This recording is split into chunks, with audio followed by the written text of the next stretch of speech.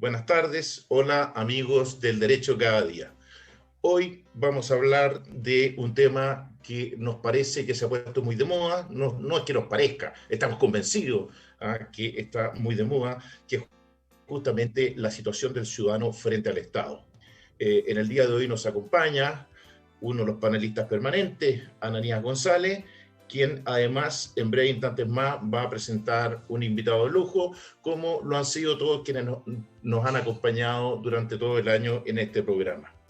Por lo tanto, y sin más preámbulo, los dejo con Ananías, con el invitado, que yo no voy a decir quién es todavía, y también dar mis excusas, porque solamente quise saludar al público, saludar a nuestros auditores, saludar muy especialmente al invitado y a Ananías, pero lamentablemente tengo un compromiso impostergable, así que el día de hoy le vamos a dejar el timón a don Ananías González. Ananías. Gracias, Marco Antonio. Éxito en tu gestión. Bueno, ¿cómo están, amigos? Buenas tardes. Un gusto estar acá con ustedes nuevamente. Hoy tenemos a un gran invitado, y más que invitado, un amigo, compañero de colegio, institutano, de la realeza institutana, ¿cierto? Él es abogado, ¿cierto? Es doctor en Derecho, profesor de la Católica de Valparaíso, casi falsa astronauta, este señor, un sabio, un amigo mío, Martín Lo. Bienvenido, muchas gracias por estar con nosotros. Hola, Ananías, un placer. Muchas gracias por la invitación, muchas gracias por la presentación. Un gusto reunirme contigo, un viejo, bueno, viejo literalmente, pero además un viejo amigo y compañero de colegio, en esta sesión que busca, no sé, imagino yo, acercar el derecho a los auditores y además un área del derecho que normalmente es vista con distancia, es un poco desconocida, un poco ignorada en el gran público. El derecho administrativo es bueno, no hay que desconocerlo, es uno de los ramos quizás reconocidamente más aburridos de la facultad, y bueno, el desafío es un poco hoy día tratar de hacerlo un poco más ameno, así que quedo a tu disposición para conversar sobre esto. Gracias, Martín. Oye, tocaste un tema que yo iba a mencionar, y me parece que es transversal a aquellos que pasamos por la Escuela de Derecho, ¿cierto? Lo álgido, ¿cierto? Lo tedioso de que a uno le enseñan el derecho administrativo en la carrera de pregrado. Imagino que con tu cátedra el tema ha ido cambiando, pero es curioso, ¿cierto? Porque es una rama del derecho público tan importante, sobre todo hoy en la actualidad, en los momentos que como país estamos viviendo, ¿cierto? Porque el derecho administrativo te permite, ¿cierto?, conocer cómo un ciudadano, ¿cierto?, en particular, se puede relacionar con el Estado. Entonces, hoy por hoy, ¿cierto?, en el cual estamos discutiendo, ¿cierto?, y a puertas de conversar acerca de una nueva constitución, ¿cierto?, de qué cosas queremos, qué cosas no queremos. Resulta curioso, ¿cierto?, que temas tan importantes como yo en particular, qué hago frente a algo que me molesta al Estado, que me vea afectado. Yo diría, y con eso me quedo con Martín, que incluso los abogados poco y nada conocen.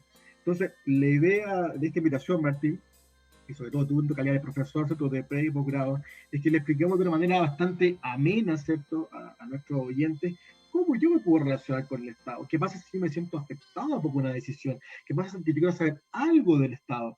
Se vienen varios temas a la mente y te pido, tú como profesor, vayas ordenando, ¿cierto?, el naipe, el tema de la ley de transparencia, ley del lobby, derecho a petición, una serie de herramientas, ¿cierto?, que a uno yo como abogado se la pasan bien a la rápida en pregrado, casi por cumplir, y insisto, uno como está en derecho la ve lejana, y vuelve sobre la marcha hoy por hoy, y en la práctica, los que nos dedicamos a algo, al derecho público, ¿cierto?, la parte mía, la parte de construcción, nos damos cuenta que son fundamentales.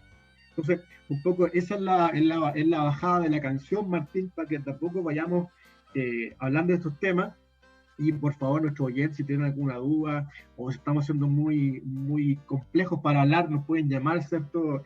Y llamarnos a través. Así que, Martín, yo te cedo primero que todo la palabra y quizás con un par de preguntas iniciales que tú nos definas qué es lo que es el derecho administrativo, derecho público, y de ahí entramos a terreno. ¿Te parece, Martín? Perfecto. Bueno, efectivamente, Ananías, tú recordabas lo que pasaste por la facultad en los años del pregrado, y el derecho administrativo tradicionalmente ha sido visto como una de las ramas áridas, fome, aburridas de estudiar. Y eso se debe a un déficit que encontraban las universidades en la época en que nosotros estudiamos. Esto es una mirada del derecho administrativo muy legalista, cuyo estudio se centraba fundamentalmente en el análisis, digamos, exegético incluso, de normas relativas a los funcionarios públicos, eventualmente normas sobre municipalidades, etc. Si bien es cierto, el derecho administrativo sigue incorporando el estudio de esas leyes, esas normas positivas. Hoy día al menos a nivel académico, se ha enriquecido muchísimo con una serie de profesores que han profesionalizado la enseñanza y la investigación en el área del derecho administrativo, y la han sofisticado mucho. Hoy día las universidades la mayor parte de las universidades de Chile cuentan con profesores que se dedican exclusivamente al estudio del derecho administrativo, y eso, junto con complejizarlo, lo ha enriquecido sin duda alguna, y al mismo tiempo lo ha convertido en un área menos árida. Menos árida porque ha ido, junto con eso han habido cambios legislativos que son relevantes, que han ido acercando el derecho administrativo al uso forense, si queremos, y por lo tanto a los ciudadanos. Basta mencionar al respecto la muy importante Ley de Base de Procedimiento Administrativo, cuya promulgación permitió un renacer, un florecer del derecho administrativo, porque dio instrumentos legislativos para enfrentar problemáticas del día a día. Y la pregunta que tú me haces es muy importante: ¿qué es el derecho administrativo? El derecho administrativo es, en primer lugar, un área del derecho público, en la cual encontramos, en primer lugar, el derecho constitucional, y junto con ella el derecho administrativo. Y como tal, el derecho administrativo se dedica al estudio y análisis de las relaciones entre un poder del Estado y entre los poderes del Estado, particularmente con la atención puesta en el Poder Ejecutivo, y las relaciones entre el Poder Ejecutivo y los ciudadanos. Es famosa una frase de un profesor alemán que prologó una edición de su libro, un famoso manual de derecho administrativo, que decía: el derecho constitucional pasa, es el derecho administrativo el que queda. Y en ese sentido, es curioso que no pongamos suficiente atención, o al público sea desconocido esta área del derecho, porque es ahí donde perdón por la palabra, pero se operativizan las disposiciones constitucionales. La Constitución es efectivamente el texto normativo, por un lado, pero al mismo tiempo, desde un punto de vista político, el acuerdo de la comunidad política sobre cómo distribuir poderes y sobre cuáles son las condiciones de su ejercicio, cuáles son los derechos de las personas, cuáles son las limitaciones que los poderes públicos enfrentan en el ejercicio de sus funciones, etc. Pero todo eso es necesario que sea hecho realidad. ¿Y quién hace realidad eso? Es justamente el derecho administrativo. Si miramos bien la Constitución vigente, el texto constitucional vigente, y este es un ejercicio que yo hago frecuentemente en el primer semestre con los jóvenes, con los estudiantes de Derecho Administrativo más jóvenes, basta mirar el índice de la Constitución para darse cuenta que la mayor parte de las instituciones ahí reguladas, en el núcleo de las instituciones reguladas en las disposiciones constitucionales, está desarrollada en normas de derecho constitucional. El derecho constitucional, por lo tanto, es la herramienta de la cual se vale el derecho administrativo, perdón, es la herramienta de la cual se vale el derecho público para hacer realidad los principios y las aspiraciones que quedan plasmadas en la Constitución. Y Martín, perdón que te interrumpa, me viene un par de preguntas a la mente y sorry, me interrumpí. Cuando tú mencionabas en el fondo de lo que se señala el de pregrado, y pensando en nuestro oyente, ¿de qué les sirve el derecho administrativo a las personas? Esa es la primera pregunta. Y derivada con eso, algo que caso en que tú personal, ¿eh?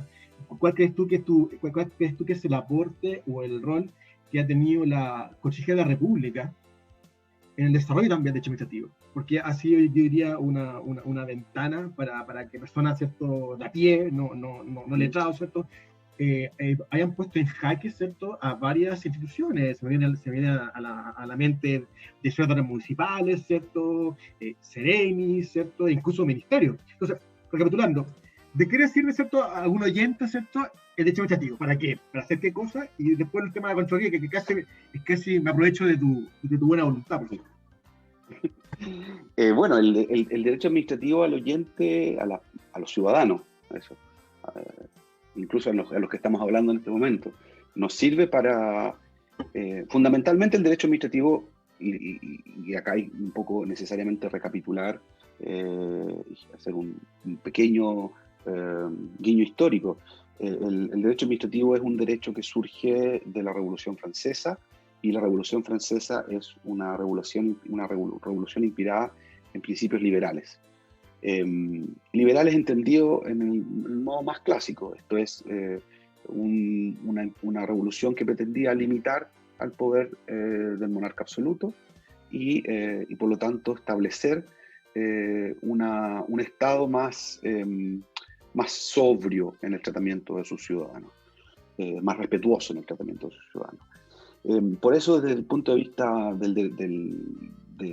para qué le sirve al ciudadano el derecho administrativo, no está de más recordar un artículo de la Declaración de Derechos del Hombre y Ciudadano, 1789, que dice, para que un Estado tenga constitución, tiene que haber separación de poderes y respeto de los derechos fundamentales, de los derechos de las personas.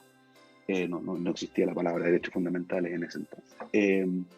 Esta norma del 1789 de la Declaración de Derechos del Hombre y Ciudadano lo que nos recuerda es que el Estado organizado respetuosamente respecto de sus ciudadanos es un Estado limitado. ¿Por qué limitado? Porque los poderes están divididos. Y ahí surge la clásica tripartición de poderes o funciones del Estado, el legislativo, el judicial y el ejecutivo. La administración forma parte del Poder Ejecutivo, es la mano que actúa del Poder Ejecutivo. Y en ese sentido se encuentra alcanzada por esta necesidad o por esta aspiración de limitación del poder del Estado. Esta protección este espíritu liberal que inspira a la Revolución Francesa se fundamenta también en el respeto del derecho de las personas. Por lo tanto, el derecho administrativo, como derecho de cuna liberal, es un derecho que busca, o que buscó fundamentalmente, juridificar la acción del poder público, del gobierno, someterlo a normas. Y ese es el gran objetivo del derecho administrativo, es buscar someter a la observancia de normas un poder público, el poder ejecutivo, el poder del gobierno, que es tendencialmente ilimitado. Esa ilimitación se busca restringir a través de el establecimiento de normas. Por lo tanto, el derecho administrativo hoy es un derecho, en primer lugar, un derecho que busca proteger al ciudadano frente a la prepotencia del Estado, a la prepotencia del gobierno. Pero no solamente eso, porque también desde un punto de vista histórico, el Estado contemporáneo ha sufrido cambios. Ya no se trata simplemente de limitar la acción del Estado, sino que también hoy día, a partir de las transformaciones que vivió el Estado europeo, sobre todo después de la Primera Guerra Mundial, también se busca habilitar al Estado para que satisfaga necesidades colectivas. Y ahí tenemos los servicios públicos. Por lo tanto, El derecho administrativo es un airbag, es un airbag entre el poder público y el ciudadano, que busca que el poder público no le pase por encima al ciudadano, y por otro lado busca habilitar al poder público para que cumpla su rol de servicio a la comunidad. Esta transformación del derecho público, del derecho administrativo en general, ha hecho que hoy día el derecho administrativo viva permanentemente en tensión. La tensión que encontramos en el derecho administrativo es, por un lado, este derecho que busca contener el Estado, que busca limitar la acción del Estado, y ese es su origen, está en su ADN, porque ahí surge inspirado en ese tipo de principios, y por otro lado, un derecho administrativo que busca regular lo que el Estado hace para satisfacer las necesidades de la ciudadanía. Esos son dos polos de la actividad administrativa que están siempre tensionados, pero fundamentalmente, y si queremos llevar este tema a la conclusión, es el derecho administrativo, es un derecho que protege al ciudadano frente al poder público, al poder desmedido, y digamos, la regla con la cual se mide es la ley, y por otro lado un derecho que busca habilitar a la administración pública para cumplir de mejor manera su rol servicial con la comunidad. Estas dos dimensiones están siempre presentes, es un yin y yang en el derecho administrativo, en que tratan de equilibrarse estos dos polos, la actividad servicial y la limitación para proteger al ciudadano. Y la Contraloría, bueno. Sí, déjame al final, para ese mi gustito, para no abusar acá del programa. Y dentro de la esfera que tú mencionabas de la protección, ¿de qué forma esta protección se manifiesta en la práctica? Yendo como ejemplos. Por ejemplo, ¿cómo podríamos graficar? ¿Cómo podríamos, usando tu palabra, cómo podríamos instrumentalizar o esa suerte de brazo armado? ¿Cómo se manifiesta para que la gente agarre este brazo armado y la use? Suena medio bolchevique eso, perdón, pero ¿cómo se hace eso? ¿Qué ejemplo se le ocurre que le puedo dar a los oyentes? Sí. El derecho administrativo, de nuevo, históricamente, lo que se ha desarrollado a partir del crecimiento o del desarrollo de instrumentos de protección del ciudadano. Y esos instrumentos de protección, fundamentalmente en derecho extranjero, son instrumentos de naturaleza jurisdiccional, los tribunales. Nuestro país ahí, que es acá me tomo de lo que decíamos a propósito de los estudios de derecho administrativo, de por qué era aburrido. Nuestro país ha tenido un permanente déficit de desarrollo de derecho administrativo, fundamentalmente por culpa de que los legisladores a lo largo de las décadas del siglo XX no se han puesto las pilas en regular un sistema de tribunales que encargados de resolver las controversias entre los ciudadanos y la administración. Estos tribunales tienen un nombre bien peculiar y que a los profesores de Derecho Administrativo siempre nos gusta decir, porque dan cuenta de la especialidad del área, que son los tribunales famosos, tribunales de lo contencioso administrativo. Entonces, en teoría, lo que debiéramos tener nosotros en un sistema institucional como el chileno es un conjunto de tribunales contenciosos administrativos como son especializados en resolver controversias entre la administración del Estado y los ciudadanos. Tenemos tribunales de familia, tenemos tribunales ordinarios de lo civil, tenemos tribunales del crimen, tenemos tribunales tributarios aduaneros, tribunales ambientales. Nos falta una pata de la institucionalidad jurisdiccional que es muy relevante, que es justamente este conjunto de tribunales dedicados a resolver las controversias entre los ciudadanos y la administración. Yo siempre digo a mis alumnos en el pregrado, si estuviéramos en un país civilizado, y llamen civilizado a Argentina, Perú, Bolivia, Ecuador, España y todos los países de la influencia europea continental que han desarrollado un sistema contencioso administrativo, no estaríamos con los problemas que tenemos hoy día en materia de acceso a la justicia administrativa, todas las incertidumbres que genera la litigación con el Estado. Chile es un país muy curioso a este respecto, que carece de un conjunto de jueces especializados, y eso genera déficit, en primer lugar, déficit de protección del ciudadano. El ciudadano se enfrenta a un conjunto de procedimientos, de sedes jurisdiccionales, donde discutir con la administración, que generan muchísima incertidumbre, y ese es el primer defecto de nuestro sistema de protección del ciudadano frente a la administración. El ciudadano común no sabe ante quién recurrir frente a un abuso de la administración, ante un exceso de poder. No sabe ante quién recurrir. Y esa incertidumbre genera un sentido de desprotección del ciudadano, de desconocimiento de cómo tengo que yo defenderme de la administración. Y por otro lado, la ausencia de este conjunto de tribunales de lo contencioso administrativo genera un déficit también a nivel, digamos, si queremos, profesional forense, que es la inestabilidad de las decisiones de los tribunales. Las decisiones de los tribunales en materia de derecho administrativo cambian constantemente, y muchas veces llegan a ser contradictorias la interpretación que hacen los jueces del derecho administrativo. Y eso sucede porque los jueces no son jueces especializados.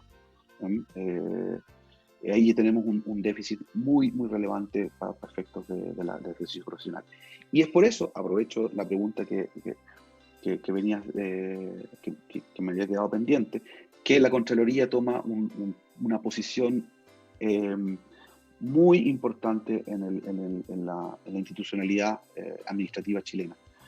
La Contraloría General de la República, ustedes estuvieron invitados la semana pasada a un funcionario de la Contraloría, es una institución que es más chilena que los porotos en ese sentido. Es realmente una institución que se ha configurado en nuestro país de un modo en que no se ha configurado en ningún otro estado sudamericano. La Contraloría General de la República tiene sus orígenes en la década de los 20 y se estableció fundamentalmente para ordenar el control de las cuentas públicas. Había una serie de organismos encargados de controlar el presupuesto del Ejecutivo y que tenían competencias que se sobreponían, a veces eran contradictorias. Entonces una creación, una sugerencia de una comisión de estudio sugirió, perdón por la redundancia, la creación de esta institución nueva. Y esta institución nueva contó con una facultad y es una institución que se fue creando, también existe en Ecuador, también existe en Colombia, en Perú. Pero en Chile adoptó una forma, contó con una atribución muy importante, que es el control, lo que los abogados llaman el control preventivo de legalidad a través del trámite de toma de decisión. Eso le da un poder muy importante a la Contraloría, pero que no es el poder más visible de cara al ciudadano. El ciudadano hoy día identifica, y gracias a la estupenda labor de difusión del trabajo de Contraloría que se ha hecho bajo el mandato del Contralor Bermúdez, la Contraloría se ha acercado de un modo a la ciudadanía de un modo que nunca se había hecho, que es a través de este personaje, Contralorito, redes sociales, que ha aterrizado la trucha, exacto. También está Contralorita, que es el símil femenino, y ahí da cuenta también de un valor que es la igualdad de género. No solamente Contralorito el hombre, sino que también Contralorita la mujer, la que también genera una adhesión en el nivel de redes sociales. Y el ciudadano hoy día identifica a la Contraloría General de la República como la sede ante la cual puede hacer valer sus derechos. Y eso ha sido posible, bueno, en primer lugar, por esta labor de acercamiento de la tarea institucional de Contraloría a la ciudadanía, que se produce a través de esta aterrizaje en redes sociales de personajes de cartones del Contralorito y la Contralorita, pero también porque la Contraloría ha adoptado ha echado sobre su espalda una tarea que es recibir los reclamos de los ciudadanos y darles curso. No solamente reclamos, sino que específicamente un reclamo contra una determinada decisión de un determinado ministerio, sino que más también a nivel de denuncias ciudadanas. El canal de denuncias ciudadanas de la Contraloría muchas veces da pie a investigaciones al interior de la Contraloría. Pero eso es bien importante decirlo desde ya. Contraloría es un órgano valiosísimo porque al interior de ella existen funcionarios que son sumamente especializados en derecho administrativo. El acervo profesional que tiene Contraloría General de la República, partiendo del Contralor, que dicho sea de paso es profesor de derecho administrativo, como lo fue el anterior Contralor, que también era profesor de derecho administrativo,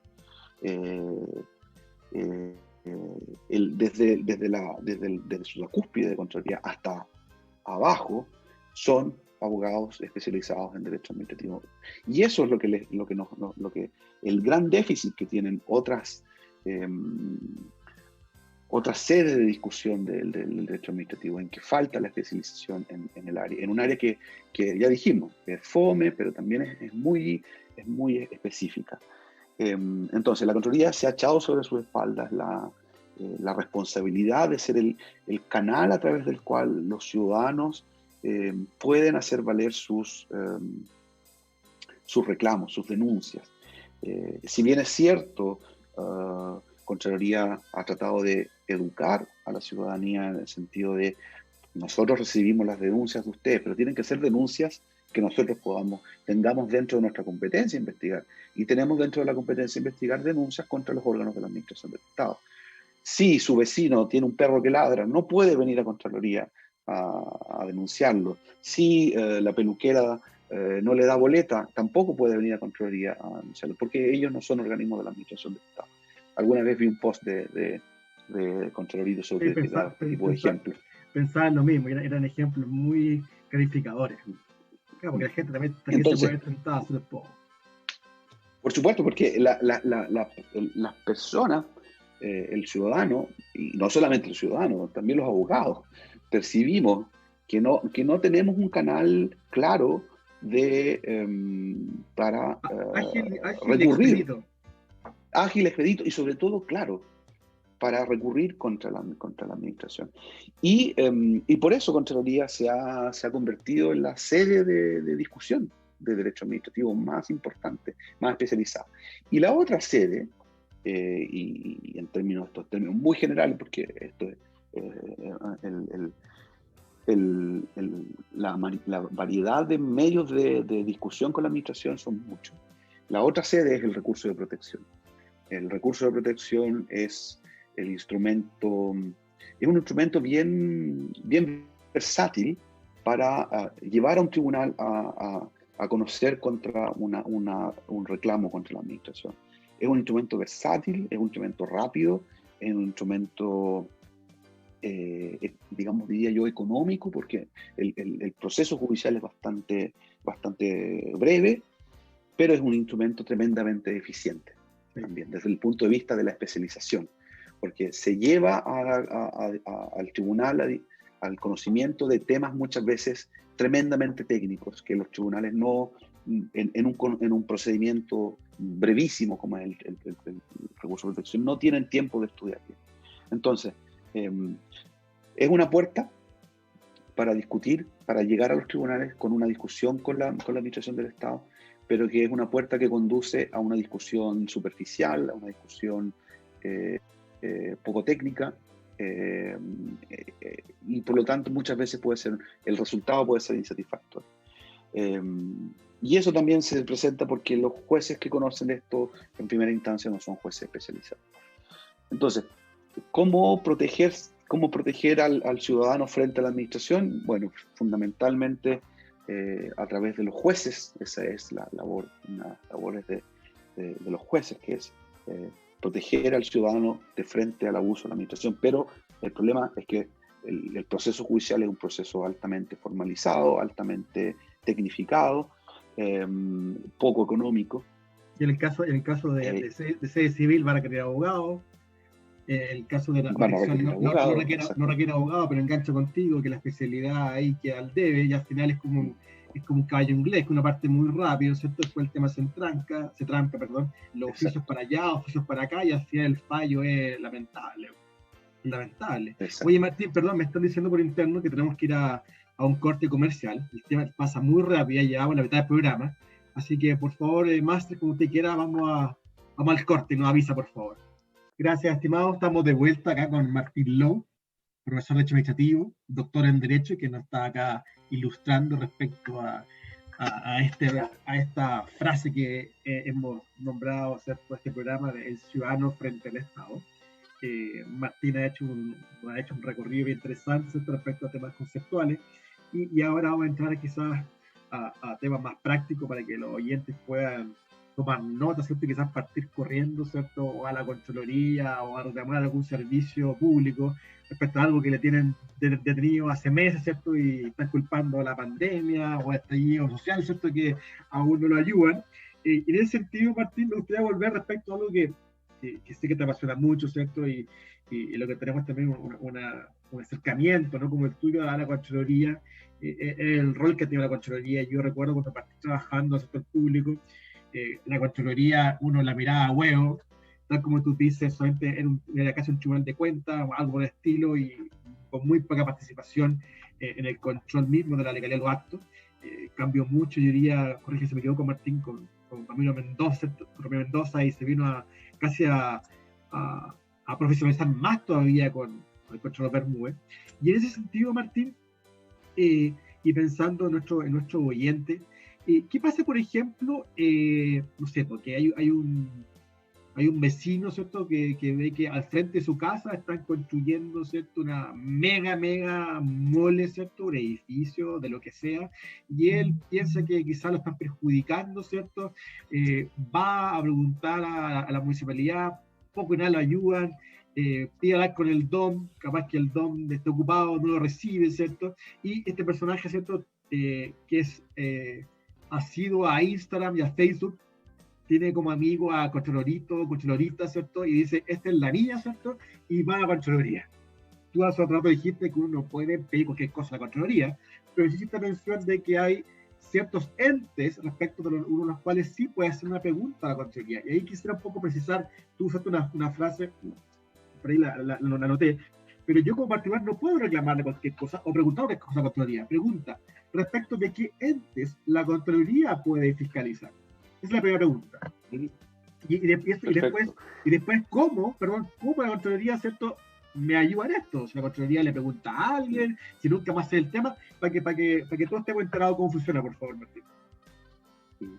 Sí, bueno, volvemos a Contraloría porque parece ser que Contraloría es la sede natural, la más asequible para cuestionar a la administración del Estado. Y eso sucede porque Contraloría General de la República es un ente administrativo, curiosamente pertenece a la administración del Estado, que controla a la administración del Estado. Es el órgano de control de la administración del Estado. Hay excepciones, hay limitaciones, pero en términos muy, muy gruesos, el rol institucional, la función que la Constitución le atribuye a la Contraloría General de la República es justamente ejercer el control de la administración del Estado. Pero ahí de nuevo hay una serie de distinciones que es necesario realizar. ¿Qué tipo de control? La Contraloría efectivamente efectúa distintos tipos de control o tiene distintos control con distintos fines.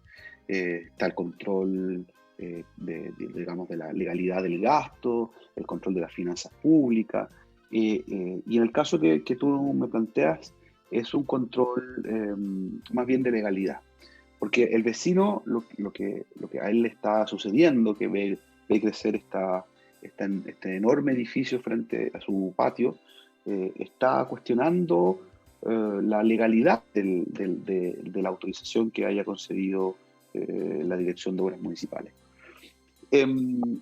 Y antes de entrar a hablar de lo que podría o no podría hacer la Contraloría al respecto, es necesario que recapitulemos un momento y nos demos cuenta que los mecanismos los múltiples mecanismos de acción que tiene el ciudadano frente a la administración. Y uno de uno de los problemas más relevantes del sistema administrativo chileno es la existencia de una multitud muy importante de mecanismos de impugnación.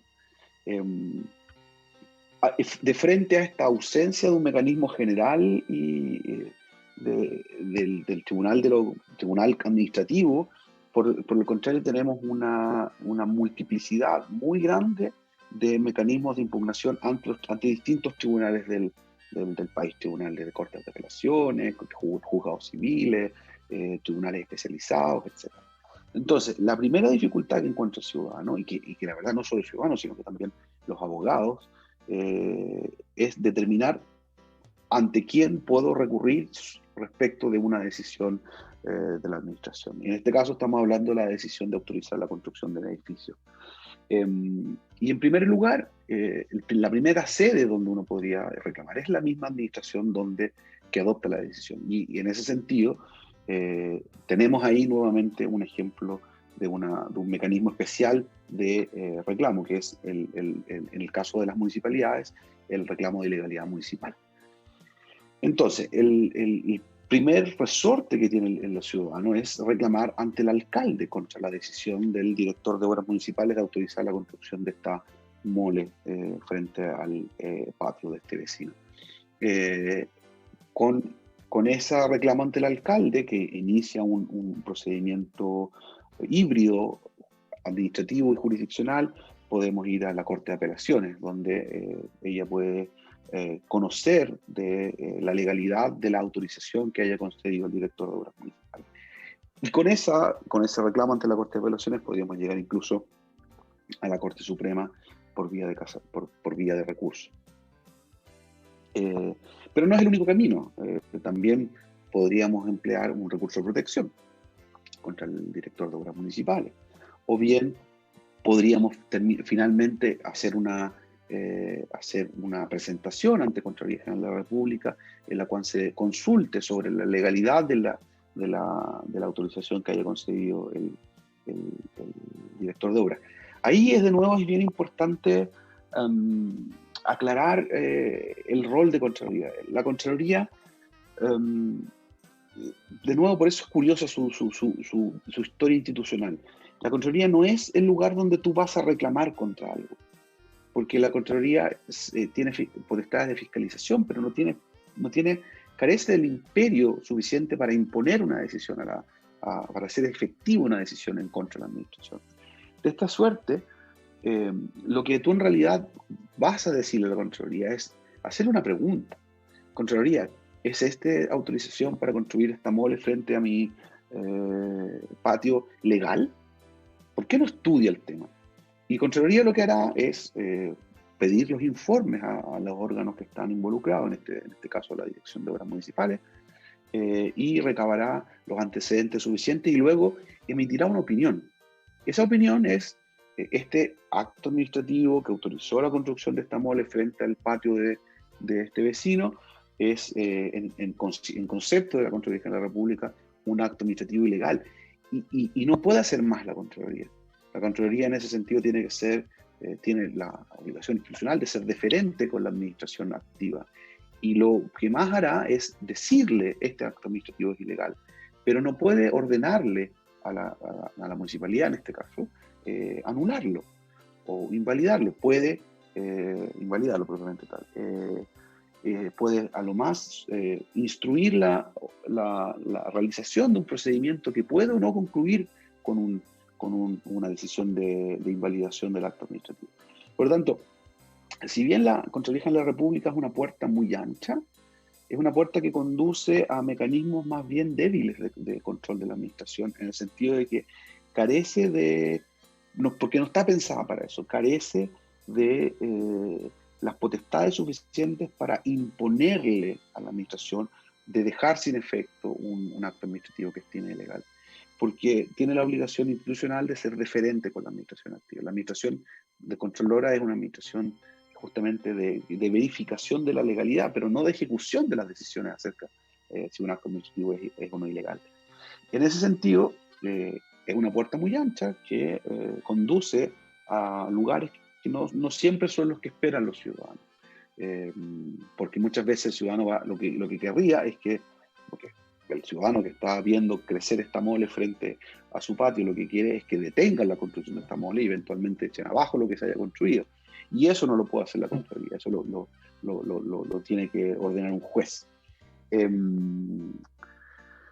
Los casos son en materia de construcciones, de derecho urbanístico, son miles, y la explosión de este tipo de contenciosos se genera justamente porque, y acá probablemente te dedicas a derecho inmobiliario, me vas a mirar chueco, porque la ciudad está mal regulada, la ciudad está mal regulada y hay intereses económicos muy fuertes en la construcción.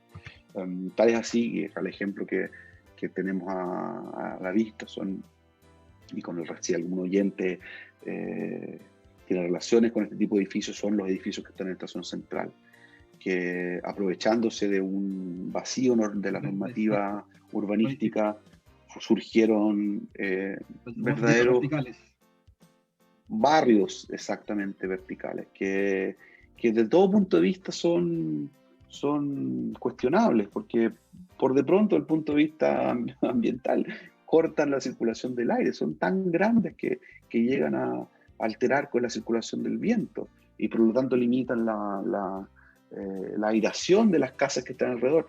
Por otro lado, están rodeados de casas de 2 pisos, y por lo tanto generan una alteración al tejido urbano muy grande. Viven una cantidad muy grande de personas en las mismas calles, por lo tanto generan un impacto vial muy severo. Yo concuerdo contigo, y humildemente yo siempre he sostenido que en Chile no hay urbanismo. Ahora, curiosamente, sin querer queriendo, yo creo, Martín, el ejemplo que estamos conversando es un ejemplo que da cuenta de una serie de baterías que puede tener el ciudadano para intentar ¿cierto?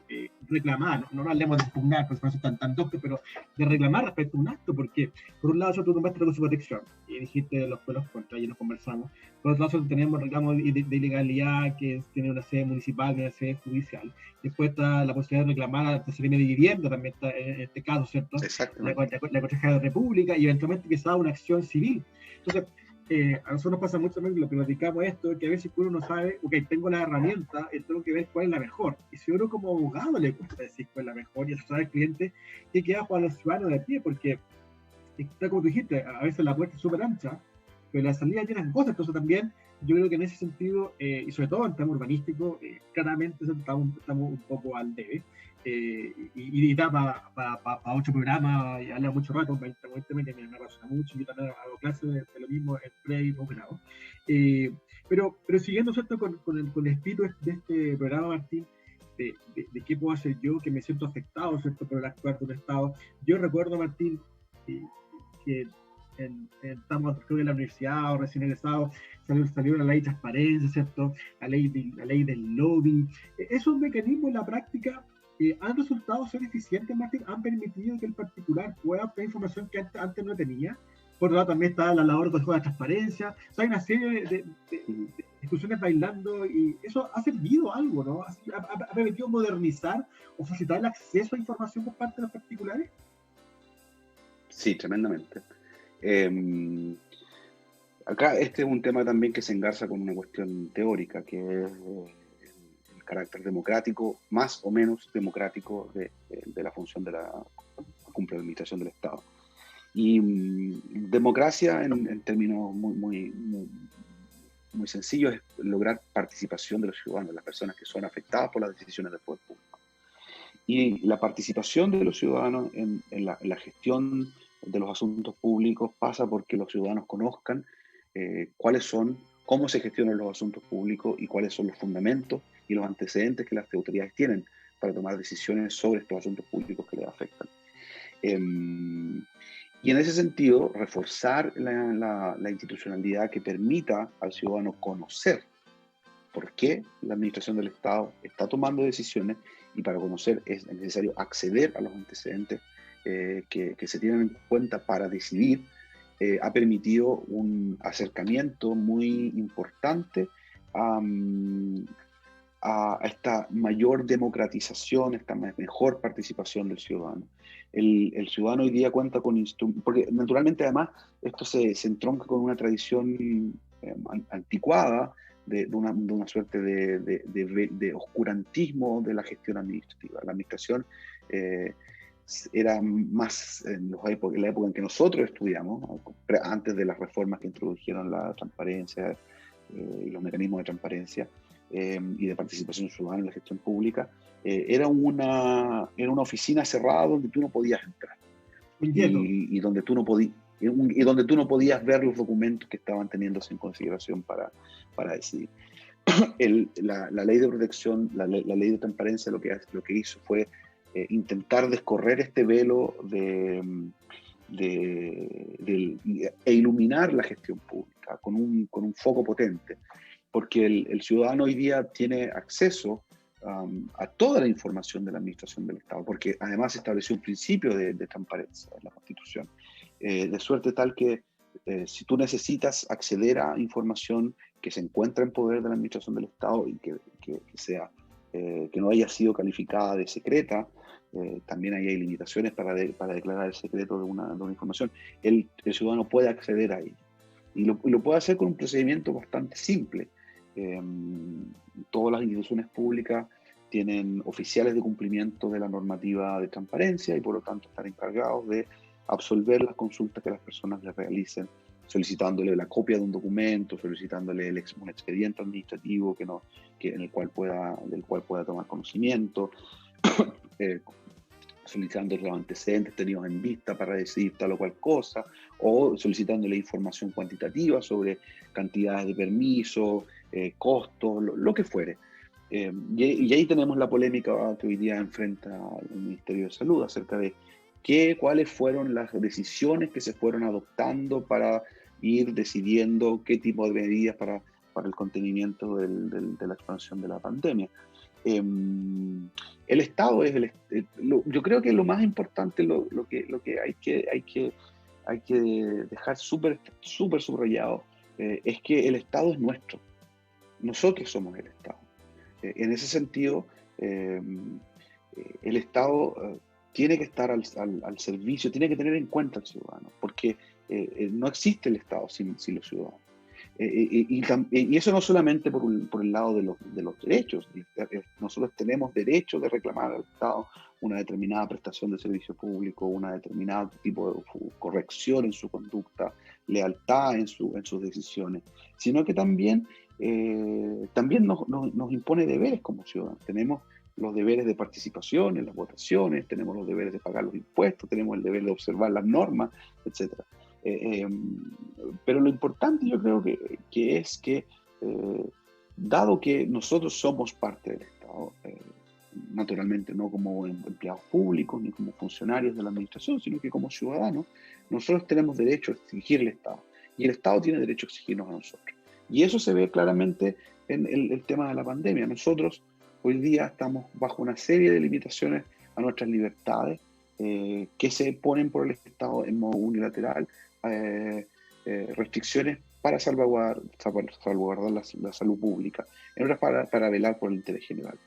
Y por el contrario, nosotros estamos exigiendo claridad a las autoridades de salud. ¿Por qué se adopta esta decisión? ¿Por qué se dejó de adoptar esta otra decisión? ¿Por qué sí una cuarentena en una ciudad? ¿Por qué no en otra ciudad? ¿Por qué liberaron, qué sé yo, por qué pasaron a fase 4 comunas que hoy día están en fase 2, etcétera? Tenemos acá una palabra horrible, que es además intraducible, es accountability. Nosotros tenemos derecho a exigirle cuentas a las autoridades públicas. Y tenemos ese derecho porque nosotros somos parte del Estado. Pero también la autoridad pública tiene la potestad de imponer a nosotros mismos obligaciones. Quédense en la casa, use la mascarilla, no salga por la noche. Entonces, esta es una relación. La administración del Estado es un ente vicario que sirve a la ciudadanía. Pero para que sirva a la ciudadanía también tiene que cumplir sus obligaciones. No es solo derechos. Hoy día estamos en como dice algunos pensadores hoy día estamos en una sociedad en que hay una hipérbole de derechos. Todos reclamamos nuestros derechos. Y todos reclamamos nuestros derechos frente a la autoridad, fundamentalmente. La autoridad que está encargada por ley de proveernos de estos derechos. Pero tampoco no nos hacemos cargo de nuestros deberes. Hoy día estamos en un momento de extrema crisis institucional que pasa por fundamentalmente la ruptura de esta relación de confianza que existe entre el ciudadano y el Estado. El ciudadano hoy día desconfía de sus instituciones y un Estado que no genere legitimidad a través de la confianza fundamentalmente del ciudadano con las instituciones es un Estado que está destinado a no funcionar bien. Por lo tanto, lo que es importante hoy día es redescubrir esas confianzas. Totalmente de acuerdo, Martín.